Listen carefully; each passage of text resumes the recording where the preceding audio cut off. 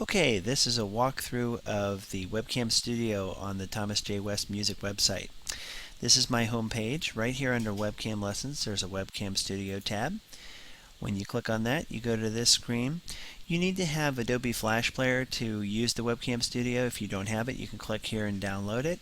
There's also a link here to my studio website where you can get the lesson calendar, you can get your information about how much you owe for lessons and so forth.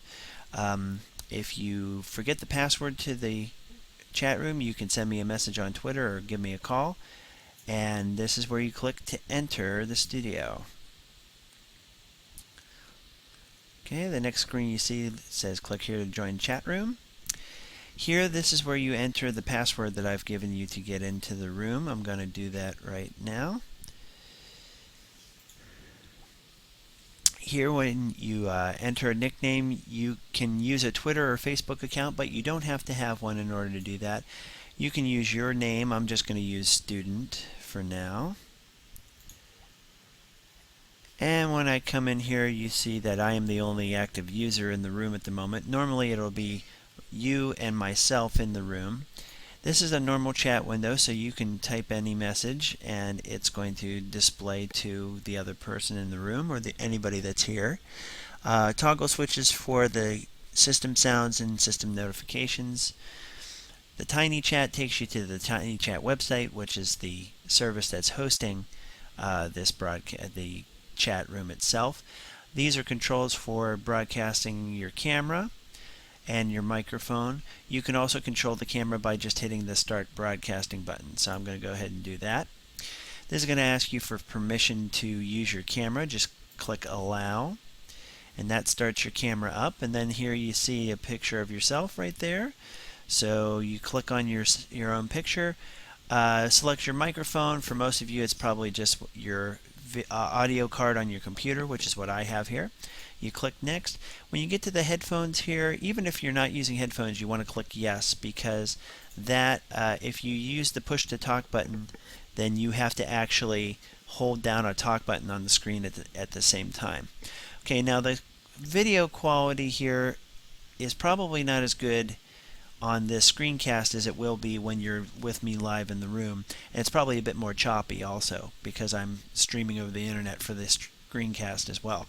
Both of our webcam pictures will be side by side here in the frame.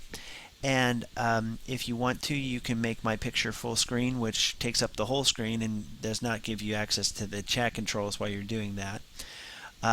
You can adjust your microphone level with this slider at the top. You can see it goes up and down as I do the microphone level. And to turn off your camera, you can hit Stop Broadcasting right there. Okay. Other features in the room. I, as the moderator, can share a video with you on YouTube. I can go out to YouTube and grab a demonstration of a music technique or something like that. You can also share your desktop with me, so if you have something on your computer that you need me to see, you can do that. You can also do the Whiteboard, which actually is a separate pop-up window here. I'm going to pull that into the frame.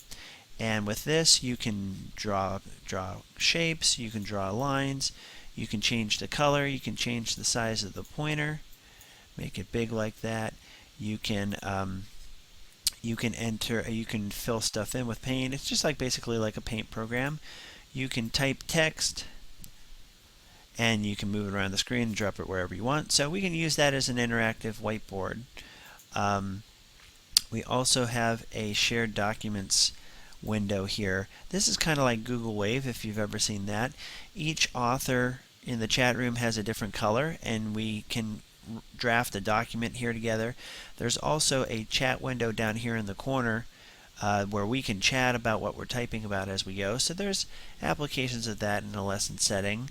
And another cool thing with that is you can export the final document as a web page or Microsoft Word or PDF or things like that.